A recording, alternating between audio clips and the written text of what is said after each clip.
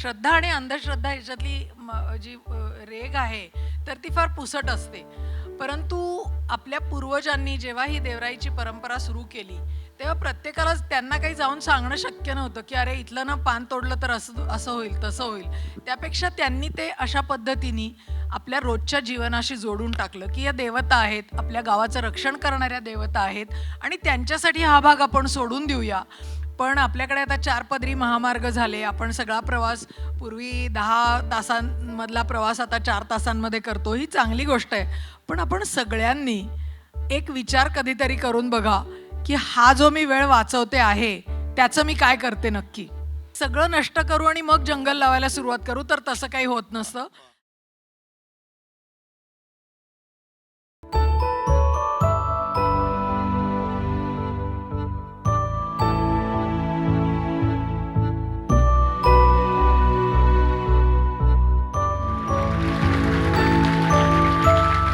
काही जणांचं काम इतकं बोलकं असतं की त्यांना सेपरेटली बोलायची गरज नसते. याचं कारण त्यांच्या अनेक पुस्तकांपैकी हे अप्रतिम पुस्तक ज्याचं शीर्षक आहे देवराई आख्यान, निसर्ग संरक्षण, परंपरांचा मागोवा.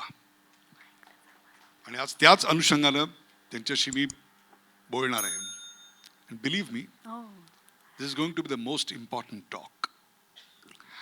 गेल्या महिन्याभरातले पेपर काढून बघा. ट्रम्प काय बोललाय किंवा रोज सकाळी महाराष्ट्रात मुंबईत एक जण काय बोलतो हे सोडून द्या. पण महत्वाच्या बातम्या काय आहेत माहिती आहे तुमच्या आमच्या जीवनाशी निगडीत असलेल्या? ती म्हणजे पंजाबात पूर आलाय, हिमाचलमध्ये अनेक भागांमध्ये भूस्खलन झालेलं आहे. ह्या सगळ्याच्या पलीकडे जाऊन अर्ध बिहार जलमय झालेलं आहे. झारखंडमधल्या अनेक गावांशी आपला संपर्कच तुटलेला आहे. हीच गोष्ट परदेशातल्या अनेक भागात होतीये. आपला शेजारी पाकिस्तान आज तबाही के दौर से गुजर रहा है. हिमनद्या लुप्त होत आहेत. 2040 साली नॉर्थ पोलवर बर्फ नावाला शिल्लक असणार नाही. 12 नद्या आहेत त्या हंगामी नद्या म्हणून आहेत. ज्या कावेरी नदीसाठी एकेकाळी रक्ताचे पाट वाहिले होते, पाणी कर्नाटकाला द्यायचं का तमिळनाडूला, पण चर्चा एका गोष्टीची झाली नाही की 12 वाहणारी आमची कावेरी आता 8 मैलेच फक्त वाहते. या सगळ्याच्या मुळाशी क्लायमेट चेंज आणि त्याच्या मुळाशी असलेली ही देवराई आणि त्यावर काम करणाऱ्या Archana Godbole. That's the beauty of it. अर्चनाताई, तुमच्या नावामागे एक डॉक्टर असं आहे. आपण पहिले तुमच्या शिक्षणापासून सुरुवात करूया. हे डॉक्टरेट कुठल्या विषयातली? मी स्वतः लहानपणापासून मला झाडांची आणि जंगलांची, मुख्यतः वनस्पतींची आवड होती आणि मला भटकायला अत्यंत आवडतं. त्यामुळे जेव्हा MSc मी करायला गेले तेव्हा मला असं लक्षात आलं की आपण 2च विषय घेऊ शकतो. एक म्हणजे बॉटनी वनस्पतीशास्त्र किंवा भूगोल, ज्याच्यामध्ये फिरायची शक्यता आहे. परंतु मला वनस्पतीशास्त्राकडे जास्त चांगले शिकवणारे शिक्षक मिळाले SP कॉलेजमध्ये आणि मी वनस्पतीशास्त्र घेतलं.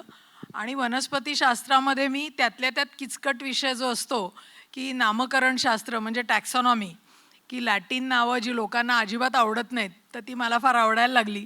आणि त्यामुळे मी MSc केलं आणि MSc केल्यानंतर जेव्हा PhD करायची होती तेव्हा तोपर्यंत माझा आदिवासी लोक जंगलाकडे कसा बघतात याबद्दल हळूहळू एक समज वाचनातनं किंवा प्रत्यक्ष काही कामातनं अनेक लोकांना भेटून तयार झाली होती. आणि म्हणून मी आदिवासी लोक जंगलाचा, वनस्पतींचा आपल्या रोजच्या जगण्यामध्ये कसा उपयोग करतात आणि तो उपयोग करत असताना आपल्याला आज जंगल वाचवण्यासाठी काय शिकता येईल, याच्यावरती मी PhD केली आणि त्याला मानव वनस्पतीशास्त्र म्हणजे इथनोबॉटनी असं म्हणतात.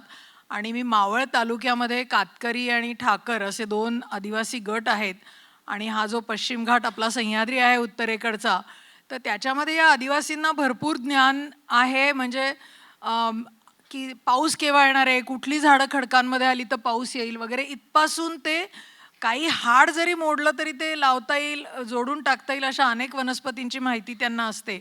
आणि तो सगळा त्यांचं जंगलाशी जोडलेलं असणं काय आहे याच्यावरती मी PhD केलेली आहे पुणे विद्यापीठातनं. इकडे जे सगळेजण आहेत ना, त्यांना एक तर जंगल तरी माहिती आहे किंवा देवराईविषयी वाचलेलं तरी आहे, परंतु जंगल आणि देवराई याच्यातला फरक फार कमी लोकांना माहिती असतो. काय सांगाल? मला असं वाटतं की हा थोडासा जरा मला जास्ती बोलायला लागणार आहे. जंगल म्हटलं की आपल्याला अभयारण्य माहिती आहेत, आपल्याला टायगर प्रोजेक्ट माहिती आहेत किंवा सरकारने राखून ठेवलेलं जंगल माहिती आहे आणि ज्याला एका प्रकारचं कायद्याचं संरक्षण असतं, अशी जंगलं आपल्याला माहिती आहेत. जंगल म्हणजे भरपूर गच्च झाडी आहे, ज्याच्यावरती छोटी झाडं पण आहेत, ज्याच्यामध्ये प्राणी पक्षी असू शकतात. पण देवराई हा जो एक ही जी संकल्पना आहे ती याच्यापेक्षा फार खोलवर रुजणारी आहे. कारण सरकारने जंगलाचं संरक्षण करावं ही कल्पना आपल्याकडे साधारणतः ब्रिटिश लोक जेव्हा आपल्यावर राज्य करत होते आणि त्यांची वननीती होती तेव्हापासून आली. कारण त्यांनी तर आपली जी समाजाची जंगलं होती ती सगळी घेऊनच टाकली होती, कारण त्यांना त्याच्यातनं त्याचं एक्सप्लॉयटेशनच करणं हा त्यांचा उद्देश होता. परंतु जेव्हा देवराई ही संकल्पना आहे ती म्हणजे कुठल्याही स्थानिक समाजाचं, मग ते कोकणातले लोक असोत किंवा आदिवासी असोत किंवा जगभरातले आदिवासी असोत, जे निसर्गाच्या जवळ राहतात, त्यांनी अधिक चांगल्या प्रकारे निसर्गाला समजून कसं घ्यावं, निसर्गाशी जोडलेलं कसं राहावं, म्हणून आपल्या शहाण्या पूर्वजांनी एक परंपरा तयार केली, एक जागा राखून ठेवून दिली की याला तुम्ही हात लावू नका, हे देवाचं आहे. कधी ते पूर्वजांचं असतं, कधी ते आत्म्यांचं असतं, कधी ते भूतांचं असतं, पण अशी एक जागा की ती तुम्ही त्याला हात लावू नका. आता ह्याच्यामध्ये उद्देश भरपूर होते, परंतु मुख्यतः असं होतं की तुमच्या आजूबाजूला भरपूर जंगल जरी तुम्हाला आत्ता दिसत असलं तरीही तुम्हाला एक रेफरन्स इकोसिस्टीम असली पाहिजे की इथे कशा प्रकारचं जंगल होतं. आणि त्या अनुषंगाने ह्या जागा सोडून द्यायला सुरुवात झाली.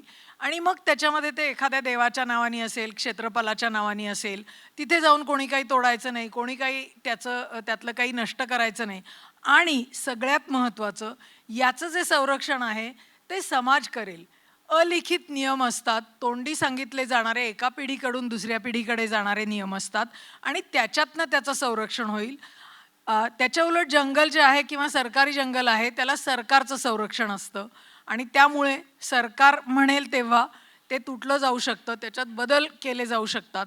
परंतु देवराया या त्या मानाने वेगळ्या असतात. आणि देवराई हा एक शब्द आहे की देवाच्या नावाने राखून ठेवलेलं जंगल ढोबळमानाने, परंतु ती एक निसर्ग संरक्षणाची सगळी परंपरा आहे आणि ती जगभरामध्ये आहे. मग कधी एखादा खडक पवित्र असेल तो महत्त्वाचा असेल, कधी एखादा समुद्र किनारा असेल, तर हे सगळं सुद्धा त्या देवराईच्या मोठ्या ब्रॉडर व्याख्येमध्ये येतं. देवराया उभ्या कराव्यात, त्यांचं संरक्षण करावं, त्याचं संवर्धन करावं, ही प्रेरणा किंवा हे ज्ञान माणसाला नेमकं आलं कुठून?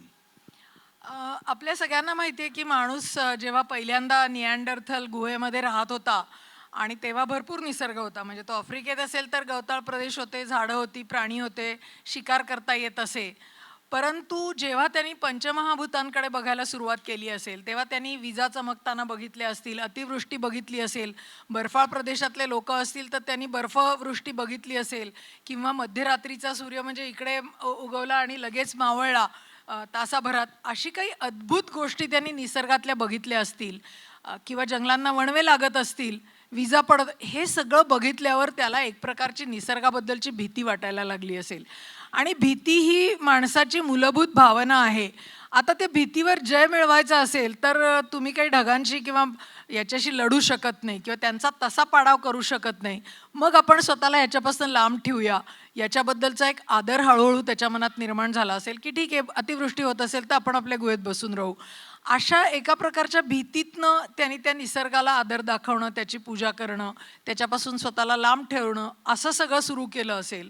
नंतर जेव्हा माणूस आणखी थोडा थोडा प्रगत व्हायला लागला, शेती करायला लागला, तेव्हा जंगलांचा भाग हा शेतीखाली येताना नष्ट व्हायला लागला.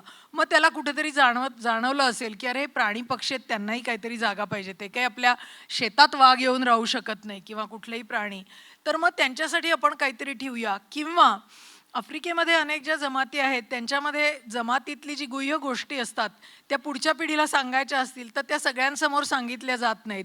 मग अशा काही गुप्त जागा पाहिजेत की जिथे आपण आपल्या पुढच्या पिढ्यांना हे जे सिक्रेट आपलं ज्ञान आहे, गुप्त ज्ञान, ते देऊ. मग त्याच्यासाठी म्हणजे केनियामध्ये वगैरे तुम्ही बघितलं तर काया म्हणतात त्याला, तर त्यासुद्धा एक प्रकारच्या देवराया आहेत. पण त्याचा मुख्य उद्देश असा होता की तिथे कोणीही जायचं नाही, ते आहे तसंच ठेवायचं. कारण ही ज्ञान पुढच्या पिढ्यांना क्लॅनचे जे राजे किंवा मुख्य आहेत त्यांनी देण्याच्या जागा होत्या. अशा अनेक कल्पनांमधनं अनेक जे समाजाचं निसर्गाबद्दल हळूहळू ज्ञान काही वेळा प्रत्येक माणसाचं असेल किंवा समाजाचं एकत्रितरित्या जे झालं त्याच्यातनं ही निसर्ग संरक्षणाची परंपरा तयार झाली. आणि मग आपल्याकडे कोकणामध्ये आपण जर बघितलं तर छोट्या छोट्या जागा प्रत्येक गावामध्ये कधी भैरवाच्या नावानी, कधी वाघजाईच्या नावानी, कधी नवलाईच्या नावानी अशा राखून ठेवल्या जायला लागल्या. तिथे कोणीही झाडं तोडायची नाहीत, तिथे कोणी शिकार करायची नाही, तिथली कंदमुळं गोळा करायची नाहीत, तिथलं काही गोळा करायचं नाही. आणि जर तसं केलं तर देवाकडनं शिक्षा होईल, कोप होईल किंवा मग गावकी मिळून सुद्धा तुम्हाला शिक्षा करेल. कारण या बऱ्याच देवरायांमध्ये अनेक ठिकाणी पाण्याचे स्रोत असतात, विहिरी असतात, कुंड असतात आणि त्याचाही लोकांना उपयोग व्हायचा. मग ते जर स्वच्छ आणि छान राहायचं असेल तर हे त्याला देवाशी जोडणं हे मला वाटतं महत्त्वाचं आपल्या पूर्वीच्या पिढ्यांना वाटलं असेल आणि त्यातनं हे पुढे आलं. हा खूप मनोरंजक आणि ज्याच्याबद्दल अतिशय अभ्यास जगभरात झालेला आहे. हा मोठा विषय आहे पण थोडक्यात मी तुम्हाला सांगायचा प्रयत्न केला. हे इतकं महत्त्वाचं आहे अशा करता की माझ्या आयुष्यातला काही काळ, बराच काळ मी ब्राझीलमध्ये काढला. आणि ब्राझीलमध्ये जे ॲमेझॉनचं जंगल आहे त्याच्यामध्ये काही लोककथा ऐकायला मिळाल्या की ज्या नंतर मी मोंटेरो लोबाटोच्या साहित्यात वाचल्या. त्याच्या साहित्यामध्ये एक कुडुपिरा नावाचा जंगल राजा आहे किंवा जंगल देवता आहे आणि तो कोणालाही जंगलामधलं पान सुद्धा उचलू देत नाही. आणि लोकांची त्या कुडुपिरावर एवढी श्रद्धा आहे की कुडुपिरा म्हटल्यानंतर त्या भागातली पान सुद्धा आदिवासी समाज, शहरातली लोक उचलत नाहीत. म्हणजे आपल्याकडे खेडेगावातनं देवराईंच्या संदर्भात असणारा वेताळ, भूत, दैवत, मुंजा या अंधश्रद्धा असण्यापेक्षा अर्चनाजी याच्यात एक लोकशिक्षणाचा भाग खूप मोठा आहे की हे एकदा असं लावलं टिळा की कोणी हात लावत नाही. दारू सोड, डॉक्टरांनी सांगितलं की कोणी सोडत नाही हो. पण विठ्ठलाच्या नावानं तुळशीची माळ घातली की बरोबर दारू सुटते. काय सांगाल? मला असं वाटतं की हा अतिशय महत्त्वाची गोष्ट आहे. आपल्याला सगळ्यांना माहिती आहे की प्रत्येक गोष्ट ही काही आपल्याला विज्ञानाच्या कसोटीवर तपासून बघता येत नाही आणि अनेक गोष्टी या अंधश्रद्धा आहेत म्हणून त्या सोडून देण्यातही काही अर्थ नसतो. कारण श्रद्धा आणि अंधश्रद्धा ह्याच्यातली जी रेघ आहे तर ती फार पुसट असते. परंतु आपल्या पूर्वजांनी जेव्हा ही देवराईची परंपरा सुरू केली तेव्हा प्रत्येकालाच त्यांना काही जाऊन सांगणं शक्य नव्हतं की अरे इथलं ना पान तोडलं तर असं असं होईल, तसं होईल. त्यापेक्षा त्यांनी ते अशा पद्धतीने आपल्या रोजच्या जीवनाशी जोडून टाकलं की या देवता आहेत, आपल्या गावाचं रक्षण करणाऱ्या देवता आहेत आणि त्यांच्यासाठी हा भाग आपण सोडून देऊया. आणि त्याचे नंतर अनेक फायदे हे लोकांना वर्षानुवर्ष समजत गेले आणि त्यामुळे लोकांनी ते पाळलं आणि त्यामुळे त्याला एकदा श्रद्धेशी जोडलं. जसं यांनी सांगितलं तसं की त्याला श्रद्धा आहे, आमचा देव आहे, आम्हाला देवाचा कौल घ्यायला लागतो, गावातले निर्णय घ्यायचे असतील तर आम्हाला तिथे जायला लागतं. म्हणजेच त्याचं पावित्र्य राखलं पाहिजे. त्याचं पावित्र्य म्हणजे काय? हा झाडोरा, तिथली सगळी पक्षी प्राणी हे सगळं राहिलं पाहिजे. आणि जेव्हा एखादी अवघड गोष्ट ही तुमच्या रोजच्या जगण्याचा सहज भाग होते तेव्हा सगळा समाज आपोआप ती पाळायला लागतो आणि त्यातनं अशा प्रथा टिकून राहायची शक्यता वाढते. आणि मग आत्ताच्या काळात की जेव्हा सगळं बिघडत चाललंय तेव्हा आपण पुन्हा त्याच्याकडे नव्याने बघू शकतो आणि अर्थ शोधू शकतो. देव नावाच्या संकल्पनेकडे आपण जी रोजची देवपूजा करतो त्या सीमित अर्थानं न बघता पंचमहाभूत ज्या वृक्ष, वेली, वनराई, निसर्ग याच्यावर अवलंबून आहेत त्या निसर्गालाच देव मानण्याची आदिम प्रेरणा या सगळ्या मुळाशी आहे. बोलता बोलता तुम्ही आत्ता उल्लेख केलात ते म्हणजे देवराई राखली की पाणी मिळतं. पाण्याचं आणि माणसाचं नातं इतकं अफलातून आहे की पाणी जर मिळालं नाही तर माणूस तडफडतो, पण ते पाणी कवडी मोलानं मिळतं. आणि हिरा की ज्याचा जीवनाला काहीही उपयोग नाही आहे पण तो मात्र करोडो रुपयांनी आपण विकत घेतो. प्रश्न असा आहे की देवराई आणि पाणी हे कसं काय आता याच्यासाठी आपल्याला थोडंसं भारतभरामध्ये काय काय परंपरा आहे याच्याकडे 1-2 मिनटं दृष्टिकोन आपण टाकूया. की तुम्ही हिमालयामध्ये अनेक लोक ट्रेकिंगसाठी गेलेले असतात आणि तिथे नवले असतात. म्हणजे हिमालयाच्या वरच्या डोंगरांमधनं येणारं पाणी हे बांबू किंवा छोट्या दगडाच्या दोणीतनं खाली आणलेलं असतं आणि तिथे कुंड तयार झालेलं असतं आणि त्या कुंडाच्या काठावरती एखादं छान देऊळ असतं आणि ते अतिशय पवित्र असतं. आणि हे पाणी जिथे वरून येतं ती काही वेळा देवराई असते किंवा लोकांनी ठेवलेलं जंगल असतं आणि अर्थातच ते पाणी जंगलातनं झिरपून खाली येतं तेव्हा ते शुद्ध असतं, ते पिण्यायोग्य असतं. आता बऱ्याच ठिकाणी अगदी हिमालयामध्ये सुद्धा जरी नळपाणी योजना पोचलेली असली तरी पूर्वी सगळी लोक ही याच्यावरती अवलंबून असायची. किंवा तुम्ही कोकणामध्ये गेलात तर कोकणात अनेक देवरायांमध्ये तुम्हाला अशी पाण्याची कुंड दिसतील, विहिरी दिसतील आणि जिथे देवराया तुटल्यात तिथल्या कुंडांचं आणि विहिरीचं पाणी आपोआप कमी झालेलं दिसतं. परंतु जिथे काही झाडं टिकून आहेत, वा. जिथे वरनं जोरात पडणारा पाऊस अजून मुरून खाली येतो, तिथे ते पाणी आपल्याला अजून दिसतं. तुम्ही गणपतीपुळ्याला गेला असाल तर गणपतीपुळ्याच्या प्रदक्षिणेच्या मार्गावर अशी 2 सुंदर कुंड आहेत आणि गणपतीपुळ्याचं जे पूर्ण ते आहे ती सुद्धा एक देवराईच आहे.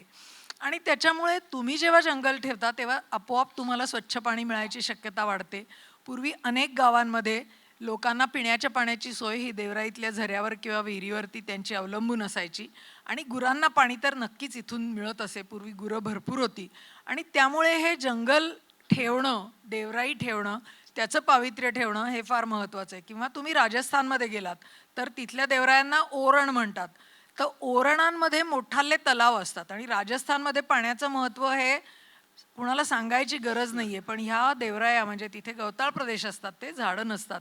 या ओरणांमध्ये मोठाले तलाव असतात आणि त्या तलावाच्या मध्ये, कारण ते तलाव काही 12 महिने वाहून चाललेले भरून नसतात, त्याच्यामध्ये नागस्तंभ उभे केलेले असतात आणि त्याची सुद्धा लोक पूजा करतात. आणि तिथे पाटी नाही लावावी लागत की इथे घाण करायची नाही, पण तो नागस्तंभ आहे म्हणजे हा तलाव आहे, मी तिथून चप्पल घालून सुद्धा जाता कामा नये. तर असं ती परंपरा आहे. तिने आपल्याला आरोग्याशी जोडलं, तिने आपल्याला पर्यावरण म्हणजे काय सांगितलं. त्यामुळे ते फार महत्त्वाचं आहे आणि त्यामुळे जंगल आणि पाणी आणि चांगली परिसंस्था आणि पाणी याचा संबंध हा पूर्वीपासून आपल्या पूर्वजांना माहिती होता. नागस्तंभाच्या इथे पाटी लावावी लागत नाही असं तुम्ही म्हणता. म्हणजेच जे शिकलेले नाहीत त्यांना पर्यावरणाचं रक्षण करणं, देवराई वाचवणं हे समजावून सांगणं सोपं आहे. परंतु जे शिकलेले आहेत, जे प्लॅस्टिकमधलंच अन्न खायला धन्य मानतात, त्यांना शिकवणं कठीण आहे. मला असं वाटतं की शिकवणं कठीण नाही आहे, त्यांना आचरणात आणणं कठीण आहे. कारण आपल्याला आता जाणीव जागृती या नावाखाली इतक्या गोष्टी आपल्यावर रोज येत असतात आणि आपल्याला आपण अनेक अनेक अशा ओथ्स घेतो ऑनलाईन किंवा कुठेतरी की मी आता प्लास्टिक वापरणार नाही. पण आपण खरंच हे म्हणजे पाळतो का हो? म्हणजे आज तुम्ही आणि हे सगळं आपलं भवताल बदलतंय. हे काही फक्त आपण चुका करतोय असं नाहीये. आज तुम्ही कुठल्याही हॉटेलमध्ये गेलात तर आपोआप एक प्लॅस्टिकची बाटली आपल्या टेबलावर आणून ठेवतात आणि अनावधानाने लोक त्यातलंच पाणी पितात. पूर्वी असं होतं का हो? पूर्वी आपल्याला साधं जगमधलं पाणी यायचं, ग्लासमध्ये पाणी यायचं आणि ते काही दूषित वगैरे नसायचं. तर मला असं वाटतं की हे नुसतं शिक्षण नाही आहे. आपण सगळे एका प्रकारच्या नवीनीकरणाकडे आणि बाजाराशी आपलं सगळं जीवन हे बाजार ठरवतो की आपण कसं वागायचंय वा. आणि बाजाराच्या अधीन झाल्यामुळे आपल्याला हे सगळं जे आहे देवराई असेल, जंगल असेल, परंपरा असतील, निसर्गाशी जोडलेलं असणं असेल, ते सगळं बाजार असं क्षणार्धात पुसून टाकतं आणि आपण त्याला बळी पडतो. वा. कसं आहे माहिती आहे, पूर्वीच्या काळी आपण लहानपणी एक गोष्ट वाचली असेल प्रत्येकाने, आणि ती म्हणजे एक राजा होता आणि त्या राजाचा जीव जंगलामधल्या एका पोपटामध्ये होता. इथे बसलेले सर्वजण आहेत ना, त्यांचा जीव या अशा छोट्या छोट्या गावांच्या, आदिवासी पाड्यांच्या आसपास असलेल्या देवरायांमध्ये सामावलेला आहे. ज्या दिवशी त्या देवराया नष्ट होतील त्या दिवशी आपली ही संपन्नता आणि समृद्ध जीवनशैली देखील नष्ट झाली असेल, इतका हा जवळचा संबंध आहे. उदाहरण सांगतो मी. कॉफी प्रत्येकजण पितो.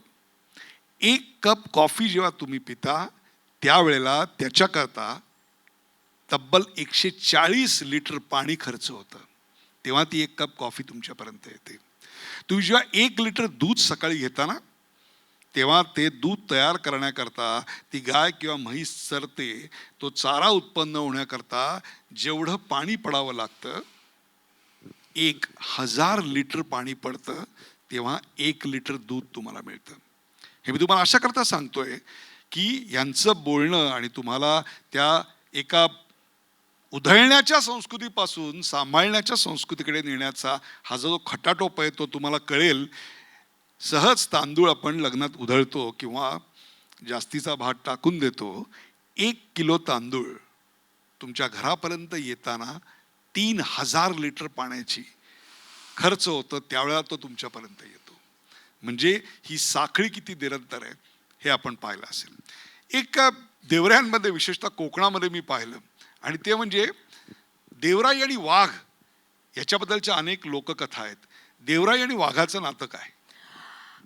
मला असं वाटतं असं प्रत्येक देवराईचं आणि वाघाचं नातं सांगता येणं कठीण आहे. परंतु एक छोटीशी तुम्हाला गोष्ट सांगते. तुम्ही सगळ्यांनी सिंधुदुर्गामध्ये 10 वर्षांपूर्वी मोठा एक मायनिंगचा हे सुरू झाला होता की आता इथे भरपूर लोह खनिज आहे आणि आपण त्याचं मायनिंग करू. आणि आम्ही तिथल्या दोडामार्ग आणि सावंतवाडी या 2 तालुक्यांमधल्या काही गावांमध्ये देवरायांच्यावरती काम करत होतो. आणि त्या एका गावामध्ये 473 हेक्टरचं एक प्रपोजल होतं मायनिंगचं. आणि त्या गावाचं वैशिष्ट्य असं आहे, असनीय असं त्या गावाचं नाव आहे. त्या गावाचं वैशिष्ट्य असं आहे की त्या गावात एकही विहीर नाही आहे, पण त्या गावामध्ये अतिशय उत्तम जंगल आहे वरती. आणि त्या जंगलांमध्ये 55 सरफेस वॉटर स्ट्रीम्स आहेत. आणि ही अत्यंत जिओलॉजिकली अवघड आणि दुर्मिळ गोष्ट आहे. आणि ते 12 महिने वाहत असतात. म्हणजे तुम्ही त्या गावात गेलात तर मे महिन्यामध्ये पूर्ण पडणारा धबधबा मी तुम्हाला दाखवू शकते. तर त्या गावामध्ये मायनिंग होणार होतं आणि हे सगळे 55 स्ट्रीम्स नष्ट होणार होते. आणि त्या गावातले लोक आमच्याकडे आले आणि ते म्हणाले आपण हे मायनिंग थांबवलं पाहिजे. आणि आंदोलनाने प्रश्न सुटत नाहीत हा आमचा संपूर्ण विश्वास असल्यामुळे आम्ही असं म्हणलं की आपण इथल्या जंगलांचं आणि देवराईचं महत्त्व काय आहे याचा अहवाल लोकांबरोबर तयार करू आणि तो आपल्या जनसुनावणीमध्ये सरकारला सादर करू. म्हणून आम्ही खूप वर्षभर तयारी करत होतो. मी काही ह्याच्यात जात नाही सविस्तर सांगण्यात. त्या गावामध्ये एक अत्यंत छोटी देवराई आहे. आधी ती 4 एकराची होती. रस्ता गेल्यामुळे ती आता 1.5-2 एकरावरती आहे. त्या एका छोट्याशा देवराईत 4 आपल्या उत्तर पश्चिम घाटातली अत्यंत दुर्मिळ झाडं म्हणजे दासवण, कडूकवट, त्याच्यानंतर निवळी आणि अशोक, सीता अशोक अशी 4ही झाडं प्रत्येकाची 5-5 वगैरे असतील. त्यामुळे आमचा त्या देवराई वरती फार जीव होता. आणि ती देवराई वाघदेवाची देवराई आहे. तुम्हाला आश्चर्य वाटेल, त्या देवराईमध्ये जी मूर्ती आहे ती अर्धवट जमिनीतनं आलेल्या वाघाची मूर्ती आहे. आणि ती मोठी आहे, म्हणजे तो बिबट्या वगैरे नाही किंवा दुसरा, तो वाघ आहे मोठ्या डोक्याचा. आणि तो वाघ देऊळ बांधू देत नाही. त्यामुळे तो वाघ असाच आहे, झाडं आहेत आणि त्याच्या तिथे तो वाघाची मूर्ती आहे. आणि गावातल्या लोकांचा असा दृढ विश्वास आहे की गावावर जर काही संकट येणार असेल तर वाघ गावाची फेरी करतो. आता हे आम्ही सगळं करत होतो. आमची जनसुनावणी होती 22 एप्रिल 2010 मध्ये. अनेक गावांमध्ये आम्ही गेलो होतो आणि सिंधुदुर्गामध्ये विशेषतः तळकोकणात, दक्षिण कोकणामध्ये हे सगळे गावातले देव, ग्रामदैवत याच्याबद्दल लोकांचे विचार, त्यांचा विश्वास, त्यांची श्रद्धा ही खूप वेगळी आहे. तर आम्ही रात्री लोकांशी बोललो होतो, उद्या कोण कसं बोलणार, काय प्रेझेंटेशन करणार. आणि रात्री मी अर्थातच गावातच राहिले होते आणि सकाळी आम्ही उठून ग्रामदेवतेच्या देवळात, जे देवराईच्या समोरच आहे, तिथे आम्ही सगळेजण, सगळ्या 9 वाड्यांमधले लोक आले आणि भेटलो की माऊली समोर की आम्हाला यश मिळू दे आमच्या जनसुनावणीत. आणि तेव्हा मी गेले आणि सगळेजण एकमेकांना विचारत होते, ऐकलं का तुम्ही, ऐकलं का तुम्ही. तर मी म्हटलं काय चाललंय, आणि मी म्हटलं काय ऐकलं का, तुम्ही नाही ऐकलं ताई, तुम्ही कुठे होतात. म्हटलं मी होते कणेवाडीमध्ये, तुम्ही नाही ऐकलं. मी शेवटी मला वैताग आला की काय चाललंय आपल्याला कळत नाही. तर ते म्हणाले अहो वाघाचा आवाज, आम्ही रात्री वाघाची फेरी झाली, तुम्ही नाही का वाघाचं ओरडणं ऐकलं. आणि मग मी म्हटलं ना आता काय, मी नसेल ऐकलं किंवा माझी श्रद्धा तेवढी नसल्यामुळे, पण गावातल्या अनेक लोकांनी सर्व वाड्यांमध्ये वाघाचा आवाज ऐकला. आणि वाघ म्हणजे पट्टेवाला वाघ. आणि त्यावेळेला सरकार मान्य करत नव्हतं की तिथे पट्टेवाला वाघ आहे, पण लोक म्हणले आमच्या श्रद्धेतला वाघ आहे. आणि तुम्हाला आश्चर्य वाटेल, आता तुम्ही याला श्रद्धा म्हणायचं का काय म्हणायचं तुम्ही ठरवा. 2010 पासून आज आपण 2025 मध्ये आहोत आणि तिथे मायनिंग झालेलं नाही. त्या गावाचा समावेश हा अतिसंवेदनशील गावांमध्ये आधी गाडगीळ समितीने केला. तो रिपोर्ट सरकारने मान्य नाही केला. नंतरच्या समितीनी पण ते केलं आणि आज तिथे अजूनही मायनिंग झालेलं नाही. मला असं वाटतं की ही श्रद्धा आणि जोडलेलं असणं हे फार महत्त्वाचं आहे. आणि आता अनेक संशोधकांनी कॅमेरा ट्रॅप लावून त्या भागामध्ये पट्टेरी वाघाचं अस्तित्व सिद्ध केलेलं आहे. वा. कोकणातल्या अनेक गावांमध्ये वाघजाई आहे. म्हणजे नरवण गाव जे आहे, आता तुम्ही आधी ऐकत होतात, तर नरवणच्या देवराईतली जी देवी आहे ती सुद्धा वाघावर बसलेली आणि लोकांना वाघ आणि बिबट्यातला फरक कळतो. तर त्यामुळे वाघाचं आणि किंवा तुम्ही आणखीन ह्याच्यात गेलात म्हणजे जव्हार मोखाडा वगैरे भागात गेलात तर तिथे वाघाचरा आहेत. म्हणजे नुसतं वाघाचं एक मूर्ती आणि त्याच्याभोवती काही झाडं आहेत. कारण बिबट्या तिथे लोकांवर हल्ले करणं, आदिवासींना वगैरे असं खूप व्हायचं. त्याच्यामुळे ज्याची भीती वाटते त्याची पूजा करायची, तरी त्याला आदर दाखवायचा.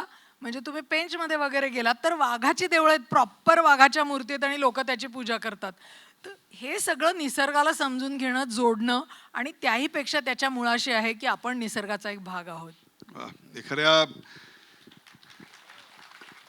देवराईच्या आसपास असलेला मसोबा, येलोबा, चेलोबा, भैरोबा हे म्हणजे एक प्रकारे तुमच्या आमच्या श्रद्धेचे असणारे सिद्धिविनायक किंवा दगडूशेठ गणपतीच आहेत, की ज्यांच्या पुढे हात जोडलं की नतमस्तक एका क्षणार्धात व्हावं असं वाटतं.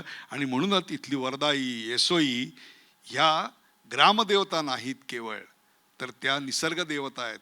शहरातली माणसं बुद्धीला शरण जातात, गावातली माणसं ही अशी निसर्गाला शरण जातात. तुम्ही एकीकडे मायनिंग थांबवलं हे अगदी अभिमानाने सांगितलं, परंतु आम्हाला दळणवळण हवं, वीज हवी, विकास हवा, रस्ते हवेत, हॉस्पिटल हवं, शाळा कॉलेज हवी. मग जंगल तुटणार नाही तर काय होणार?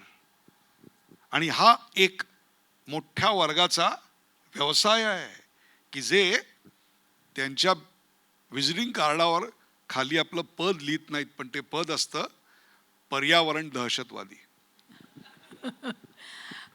मला असं वाटतं की याच्यामध्ये समतोल असणं अत्यंत महत्त्वाचं आहे. आणि मी म्हणून सांगितलं तसं की आंदोलनाने कुठलंही जंगल सहसा वाचत नाही. एखादा अपवाद असू शकतो, परंतु आपल्याला खरंच किती हवं आहे. आणि म्हणजे आम्हाला तर काही वेळा असं वाटतं की कोकणामध्ये, सह्याद्रीमध्ये, रत्नागिरी असेल, सिंधुदुर्ग असेल, आतल्या गावांमध्ये जिथे रस्ते नाही तिथलं जंगल आपोआप राहतं, कारण ते वाहतूक करायला रस्ते नसतात. तर मग रस्ते हवेत का खरंच? कुणाला हवेत? का रस्ते फक्त बाहेर नाही येऊन जंगलाचं दोहन करणाऱ्या लोकांसाठी महत्त्वाचे आहेत? आणि आपल्याला काय म्हणतात त्याला, डेव्हलपमेंट नक्की हवी आहे, आपल्याला दळणवळण करायचं आहे. पण आपल्याकडे आता 4 पदरी महामार्ग झाले. आपण सगळा प्रवास पूर्वी 10 तासांमधला प्रवास आता 4 तासांमध्ये करतो. ही चांगली गोष्ट आहे. पण आपण सगळ्यांनी एक विचार कधीतरी करून बघा की हा जो मी वेळ वाचवते आहे त्याचं मी काय करते नक्की. हा विचार मला फारसं कोणी करताना दिसत मॉलमध्ये नाही. जातात. मॉल आमचं नवीन देवस्थळ आहे ते. नाही नाही. तर त्यामुळे हा वेळ वाचवून आपण करतोय काय? आणि काही जागा जसं म्हणजे आमच्याकडे एक आमच्या उसगाव गावातले मुळे काका म्हणून होते, तर ते नेहमी म्हणायचे की फार बोलतो हो आपण. म्हणे सोपं आहे, तुम्ही काय म्हणता 33% भाग जंगलांनी व्यापलेला असायला पाहिजे ना. मग म्हणे आपल्या प्रत्येक गावाचा नकाशा असतो, आपण प्रत्येक गावात 33% जंगल ठेवू. मग बाकी तुमच्या म्हणजे तुमच्या काय मोठ्या अभयारण्य, टायगर प्रोजेक्ट, बायोस्फिअर रिझर्व वगैरे नसलं तरी चालेल, पण हे आपण करू शकतो का?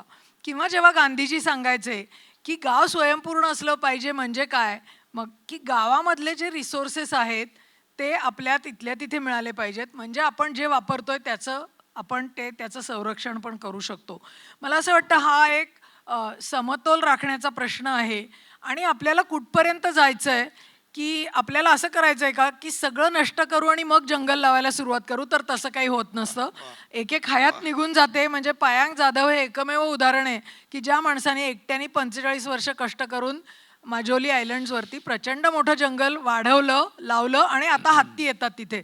पण आपण सगळे असं नाही करू शकत. त्यामुळे जे आहे, जिथे आहे ते आपल्याला जास्तीत जास्त कसं ठेवता येईल. तुम्ही परदेशामध्ये गेला असाल तर जिथे प्रचंड मोठी झाडं असतात त्याच्या दोन्ही बाजूंनी सहज रस्ता जातो की हो शेतातनं, पण झाडच कशाला तोडायला पाहिजेत? हा एक सर्वसमावेशक आणि समतोल विचार आपल्याला प्लॅनिंग करताना, आराखडे आखताना आणि आपल्याला कुठपर्यंत विकास करायचा आहे, कोणासाठी करायचा आहे हे ठरवताना लक्षात घ्यायला पाहिजे.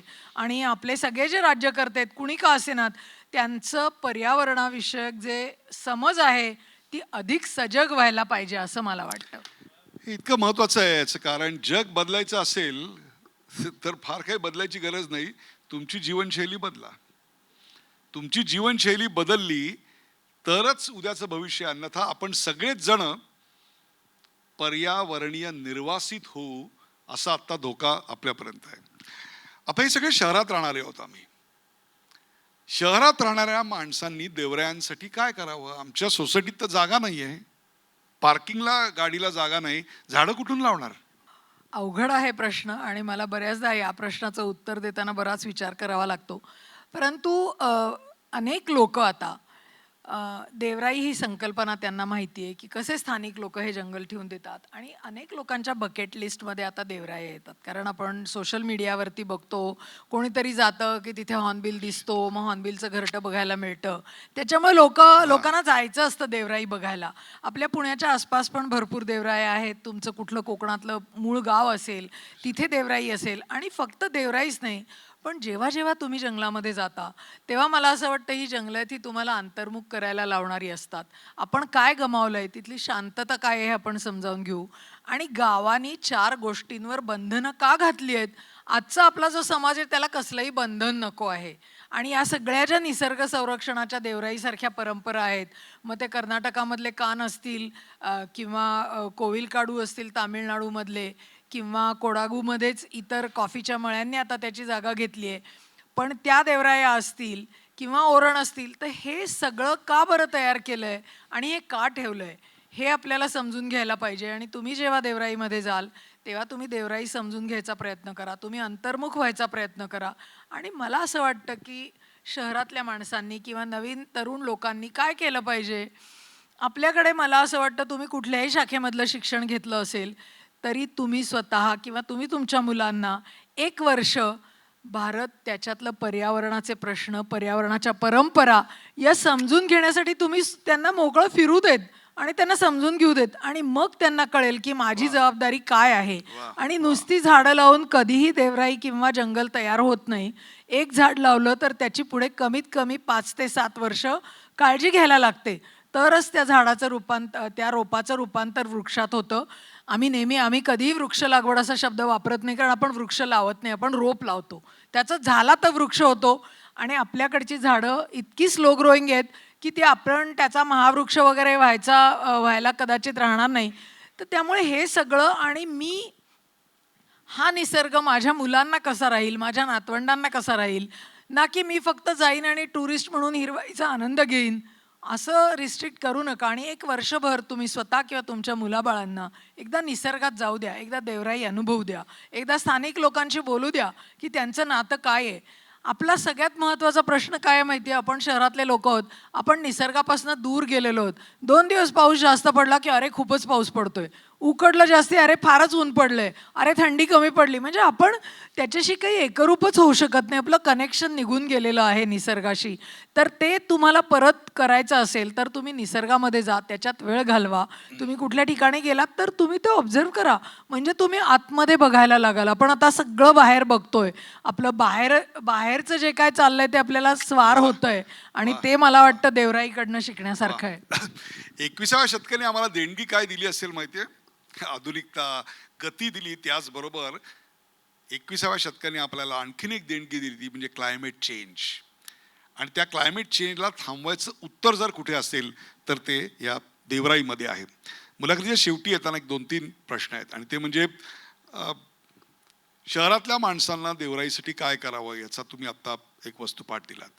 परंतु अलीकडे गावामध्ये इंटरनेटच्या माध्यमातून जो काही मानसिकतेवर परिणाम होतोय, खूप मोठ्या प्रमाणात माध्यमांचा परिणाम होतोय, या सगळ्यामुळे देवरायांवरच्या श्रद्धा अतूट राहाव्यात याकरता गावातल्या तरुणाईला केवळ स्लाइड शो शाळेमध्ये दाखवून हे सगळं सहज साध्य होईल असं वाटतंय? मला असं वाटतं जाणीव जागृती हा शहरी लोकांच्यासाठीचा विषय आहे. कारण त्यांना अनेक गोष्टी गावामध्ये काय चाललेल्या असतात हे माहिती नसतं. आणि त्यांना इथल्या शाळांना सांगणं किंवा पर्यावरणाबद्दल जाणीव जागृती अत्यंत महत्त्वाची आहे. परंतु जेव्हा तुम्ही गावामध्ये जाता ते गावातल्या मुलाला रोज तो देवराईत जात असतो, तो जंगल बघत असतो, तो डोंगर बघत असतो. त्यामुळे त्यालाच त्याचं महत्त्व सांगण्यापेक्षा आज या देवरायांचं महत्त्व काय आहे हे आपण त्याला कृतीतनं सांगायला पाहिजे. आणि सगळ्यात महत्त्वाची गोष्ट की एखादी गोष्ट आपल्याला सोपं आहे की देवराई जपून ठेवा, पण जर का गावातल्या माणसाला देवराईमधनं काहीही उपयोग होत नसेल, त्यांना फायदा मिळत नसेल, तर त्यांना देवराई ठेवण्यामध्ये काहीही रस नसतो.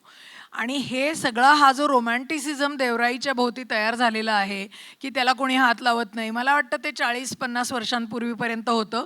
परंतु आज सर्रास कोकणामध्ये किंवा सर्व भारतभरामध्ये लोक देवराया तोडतात, तिथे डेव्हलपमेंट करतात आणि तिथे नवनवीन मोठाली देवळं बांधतात. परंतु मूळ रानवा आणि हे सगळं निघून जातं. त्याच्यामुळे गावामध्ये तुम्हाला जर लोकांना हे त्यांना पुन्हा जोडून घ्यायचं असेल त्या निसर्गाशी, तर त्यांच्याबरोबर देवराई समजून घेण्याची प्रक्रिया पुन्हा नव्याने सुरू केली पाहिजे.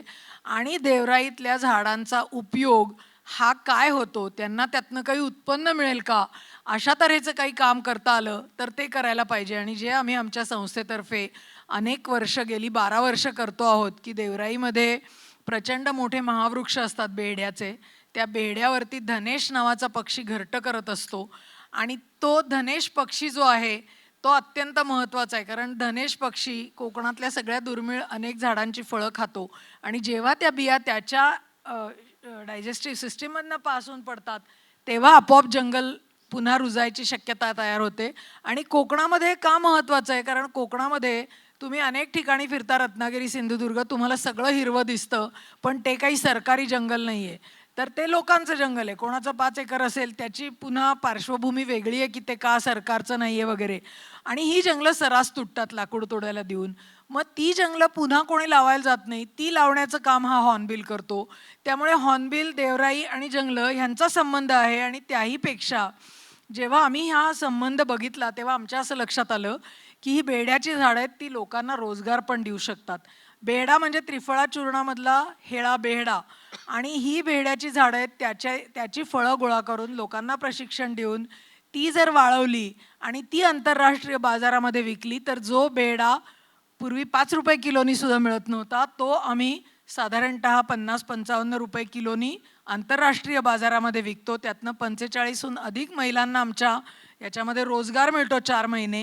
आणि लोकांना देवराईचं महत्त्व कळतं. आणि आमचे जे परदेशातले बायर आहेत त्यांना ही स्टोरी फार महत्त्वाची आहे, कारण परदेशातले बायर हा बेडा वापरून केलेला जो पक्का हर्बचं टी इन्फ्युजन आहे ते एका टी बॅगला जवळजवळ म्हणजे 50 सेंट्स वगैरे द्यायला तयार असतात. म्हणजे तुम्ही लक्षात घ्या, साधारण त्यांचे एक 25 पाऊंडाला 40-50 टी बॅग्सचं हे मिळतं. आणि त्याच्यावरही स्टोरी असते की हे आम्ही जे इथे तुम्हाला दिलं आहे ते कुठल्या देवराईतनं आलेला बेडा याच्यात वापरला, याची ट्रेसेबिलिटी, याला फेअर वाईल्ड सर्टिफिकेशन आहे आणि परदेशातला ग्राहक जागरूक आहे.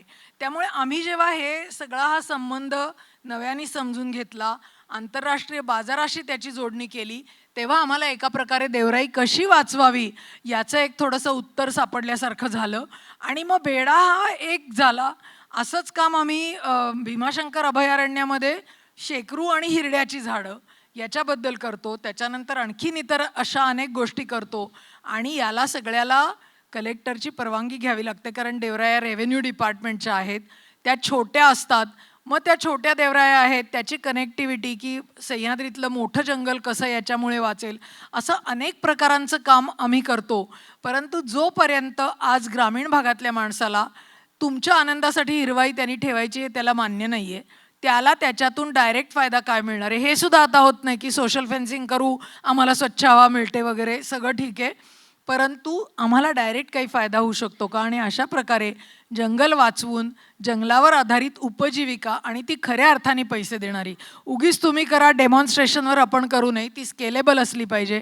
आणि आम्ही तसं अनेक वर्ष करतो आहोत. आणि मला सांगायला अत्यंत आनंद होतो की आम्ही जवळजवळ आता मला वाटतं 30-32 देवरायांमध्ये हॉर्नबिलचं संरक्षण, बेड्याचे महावृक्ष वाचवणं, देवराई वाचवणं आणि लोकांना फायदा होणं हे सगळं करतो आहोत. आणि मी दरवर्षी साधारणतः 12 ते 15 टन बेड्याची वाळवलेली साल आणि पावडर ही आम्ही आंतरराष्ट्रीय बाजारामध्ये फेअर वाईल्ड सर्टिफाईड पाठवतो. आणि अर्थातच तो सगळा फायदा आहे तो लोकांना मिळतो. जी गावं देवराई वाचवतात त्या गावाच्या बायोडायव्हर्सिटी मॅनेजमेंट कमिटीला ही जी कंपनी आहे ती मुद्दाम जंगल संरक्षण करतात म्हणून आणखीन निधी देते. तर हे सगळं जोडणी करण्याचं काम हे नुसतं जाणीव जागृती किंवा त्याच्याबद्दल बोलण्यापेक्षा खूप अवघड आहे. आणि इथे मी बोलतेय पण आमची सगळी टीम, अनेक गावांमधली माणसं ही सगळी त्याच्या मागे आहेत आणि त्यामुळे आम्ही यशस्वी होतोय. पण मला कल्पना आहे की सह्याद्री इतका मोठा आहे आणि अनेको देवराया आहेत, त्याच्यात आमचं काम अत्यंत एका छोट्या टिंबासारखं आहे. परंतु तरी आम्हाला ते पुढे नेताना तुमच्यासारखे हात आमच्याबरोबर आले, तुम्ही आमच्याबरोबर काही काम करायला आलात तर जरूर संपर्क करा आणि कसं आपण हे पुढे नेऊ याच्यासाठी आम्हाला तुमच्या सगळ्यांची मदत नक्कीच लागणार आहे. प्रेक्षको, फक्त 5% जंगलामध्ये आपल्याकडे देवराय आहेत, परंतु बहुजैवविविधतेचा जर विचार केला, बायोडायव्हर्सिटीचा, तर 35% बायोडायव्हर्सिटी या 5% देवरायात आहे. So you understood the importance of preserving देवराई. शेवटचा प्रश्न, देवराई श्रद्धा की अंधश्रद्धा की विज्ञान? मला असं वाटतं बघणाऱ्याच्या दृष्टिकोनावरती ते आहे. मला काही हरकत नाही आहे की तुम्हाला 2-3 एक छोट्या गोष्टी सांगते की देवराया म्हणजे आता तुम्हाला माहिती आहे की आत्ता जंगल तुटलंय हो, पण एक 50-60 वर्षांपूर्वी गावामध्ये भरपूर जंगल होतं. मग त्याच्यात हाच एक पार्ट आहे 5-10-15 एकराचा, हीच का बरं देवराई झाली, त्याच्या शेजारची का नाही झाली? तर अनेक वेळा अनेक गावांमध्ये एक हकीकत आपल्या भारतातल्या सगळ्या देवरायांमध्ये सांगितली जाते बऱ्याचशा, की एक गुराखी आपली गुरं लोकांची घेऊन जायचा आणि एक गाय मात्र संध्याकाळी परत यायची नाही. आणि मग ती गाय परत यायची नाही तर मग ते शोधून ती कधीतरी उशिरा यायची. मग गुराख्याने एक दिवस लपून बघितलं की गाय का उशीर करते आणि तिचं दूधही कमी व्हायला लागलं. तर ती गाय जाऊन एका विशिष्ट ठिकाणी आपला पाना सोडत असे आणि मग लोकांना लक्षात आलं की अरे काहीतरी आहे. मग मानकरी आणि गावातले लोक गेले आणि त्यांनी तिथे खणून बघितलं तर त्यांना मग कधी शिवलिंग सापडलं, कधी भैरोबा सापडला, कधी वाघदेव सापडला. आणि मग त्याचं हे रहाट, त्याचं हे रान म्हणून ती देवराई राखून ठेवली जायला लागली. किंवा काही वेळा लोकांना एखाद्या मानकऱ्याच्या, एखाद्या साध्यासुद्धा माणसाच्या स्वप्नामध्ये देव आला आणि तो म्हणाला की मी तिथे आहे. किंवा एखाद्या पूर्वजांनी काहीतरी पराक्रम केला किंवा एखादी बाई सती गेली. तर अशा अनेक प्रसंगांच्या आठवणी म्हणून सुद्धा देवराया लोकांनी जपून ठेवलेल्या आहेत. आणि याच्यामध्ये मला असं वाटतं की एखाद्या माणसाची श्रद्धा आणि जी हार्मलेस आहे, म्हणजे बुवाबाजी वगैरे वेगळं, त्याच्यामध्ये लोकांचं सरळ सरळ नुकसान होतं. पण इथे जर एखादी गोष्ट वाचवली जात असेल, लोक सहजगत्या जंगलाशी, निसर्गाशी जोडले जात असतील आणि त्याच्यामागे अशी एक आपल्याला न कळणारी श्रद्धा असेल, तर मला असं वाटतं की कुणी त्याला अंधश्रद्धा म्हणत असेल तर माझं त्याला काही म्हणणं नाही. माझी ती श्रद्धा आहे. आणि आजही कोकणामध्ये अनेक गावांमध्ये गावाचे जे निर्णय असतात, गावाचे जे तंटे बखेडे असतात, ते सगळे या देवराईच्या देवासमोर सोडवले जातात. आणि ती श्रद्धा आहे कारण लोक त्याच्याशी जोडले गेलेले आहेत. लोकांना अनेक अनुभव आलेले असतात. आता ते अनुभव तुम्ही खरे मानायचे का त्याला गूढ म्हणायचं का त्याला अंधश्रद्धा म्हणून सोडून द्यायचं? म्हणजे आम्ही जेव्हा नवीन होतो आणि काम सुरू केलं होतं तेव्हा आम्ही इतकी छान जंगलं बघायचो आणि आम्हाला कळायचं की आता हे तोडायला दिलंय. आम्हाला असं वाटायचं आपण रात्रीतनं जावं, असा मास्क वगैरे घालून आणि एक शेंदूर लावलेला दगड ठेवून यावं आणि मग कोणाला तरी पटवून सांगावं की इथे मला ना देवराई करावीशी वाटते. याचा चांगला उपयोग होणार असेल तर मला असं वाटतं श्रद्धा महत्त्वाची आहे. असं आम्ही कधी केलं नाही. कारण नंतर आम्हाला लक्षात आलं की आपण आहेत त्या देवराया वाचवूया, त्याला असलेले धोके कसे कमी होतील ते बघू. आणि या सगळ्यापेक्षा सुद्धा ज्या लोकांची ही परंपरा आहे त्यांना समजून घेण्याचा रोज प्रयत्न करू. ते का बदललेत याचा रोज प्रयत्न करू, तर आपल्याला त्यांची श्रद्धा आणि आपल्याला जे वाटतंय याची सांगड घालता येईल आणि त्यांच्या श्रद्धेशी आपण एकरूप होऊ शकू. मी कधीही असनीयेच्या लोकांना चॅलेंज नाही केलं की मला नाही वाघ ऐकू आला, माझी श्रद्धा नाही म्हणून नसेल आला. मला असं वाटतं ही लाईन फार थिन आहे आणि ती ओलांडायचा प्रयत्न करणं हे माझं कामच नाही. मला देवराया वाचवायच्यात, मला जंगल वाचवायचं आहे, मला लोकांना निसर्गाशी जोडून ठेवायचं आहे आणि ते या मार्गाने असेल तर मला काहीच हरकत नाहीये. नक्कीच. प्रेक्षको, आपल्याला आई वडिलांकडून जे दागदागिने, चांदीची भांडी मिळतात ती आपण एका बँकेच्या लॉकरमध्ये सुरक्षित ठेवतो. हे परंपरेनं आलेलं ज्ञान, निसर्गाचं वैभव आणि आमच्या भविष्याची निरंतरता ही या अशा देवरायांच्या बँकमध्ये जनुकीय अशा साधनांनी समृद्ध केलेली आहे. कोण म्हणतं झाडं बोलत नाहीत? इथे तर अख्खी देवराई बोलत होती. हे याचं वैशिष्ट्य आहे. ज्यांच्या आयुष्याला सृजनाचा साधा स्पर्श देखील नाही, नाविन्याचा लवलेश देखील ज्यांच्या आयुष्याला नाही, सर्जनशीलतेचा आनंदच ज्याने आयुष्यात भोगलेला नाही, केवळ निंदा, नालस्ती, हेटाळणी आणि गृहकलह दाखवणाऱ्या मालिकांवर जे संध्याकाळ घालवतात, त्यांच्यासाठी आज हे सगळं डोळे उघडणारं होतं, याच्यात काही शंकाच नाही. आणि हे हृदयाकडून म्हणजे श्रद्धेकडून मेंदूकडे आणि त्याहीपेक्षा सुद्धा वर्तमानाकडून भविष्याकडे जाणारं होतं. देवाच्या नावानं ठेवलेली ती देवराई. इतकं साधं सरळ सोपं आहे. याच्या अखेरीला मला एक प्रश्न पडतो, मग देव म्हणजे काय?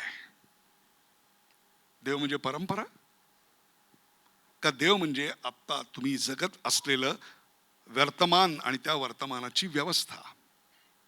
देवरायांकडे पाहिल्यानंतर देव म्हणजे काय हा प्रश्न आपल्याला पडतो की ती एक श्रद्धा आहे, अंधश्रद्धा आहे, की ते एक वर्षानुवर्ष आपल्या DNA मधून झिरपलेलं एक विज्ञान आहे?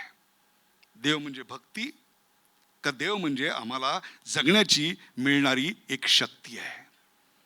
एखाद्या निराकार पाषाणाला कोणीतरी तांदळा म्हणतं आणि त्या तिकडे एक देवराई उभी राहते.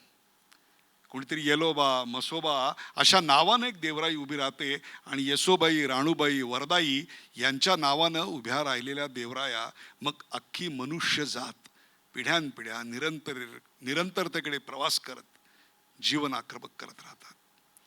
खरं तर मला असं वाटतं ही देवराई म्हणजे एक सतत देणारी बँक आहे. त्या बँकेतली तुमची जी गुंतवणूक आहे ती सुरक्षित राहण्याकरता आपल्या सगळ्यांना त्याची जाणीव करून देणं अत्यंत महत्त्वाचं आहे. आज ज्या देवराईनं आपलं मनोगत तुमच्या समोर मांडलं, तुमच्या जगण्याच्या जीवन जाणीवा समृद्ध केल्या आणि त्याहीपेक्षा सुद्धा शुद्ध परंपरा, निसर्ग याची ज्यांनी आयुष्यभर पूजा केली त्या अर्चना.